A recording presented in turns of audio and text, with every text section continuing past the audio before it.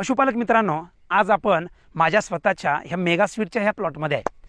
आता ह्या प्लॉटची किंवा ही जी आम्ही टोकनन पद्धत जी केलेली आहे, जे वाण आम्ही लावलेलं आहे, त्या वाणाचं नाव आहे मेगा स्वीट। ही ॲडव्हान्टा कंपनीची एक गोड सुधारित ज्वारी आहे।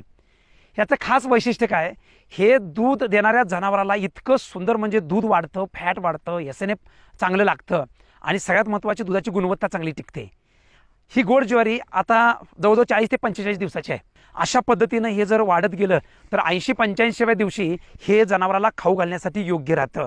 सायलेसाठी सुद्धा अतिशय महत्त्वाचं आहे। आता हे करत असताना ज्यावेळेला टोकनन पद्धत, त्याचे 2च दाणे वापरायचे आहेत, 10 इंचाला 2च दाणे टाकायचे आहेत आणि टोकनन झाल्यानंतर त्याला ॲट्रेजिनची फवारणी करायची आहे आणि 7व्या दिवशी आणि 15व्या दिवशी त्याच्यामध्ये खोडकिडीची 2 फवारण्या जर झाल्या तर याहीपेक्षा चांगला प्लॉट या ठिकाणी तुम्हाला तुमच्याही शेतामध्ये हा येऊ शकतो।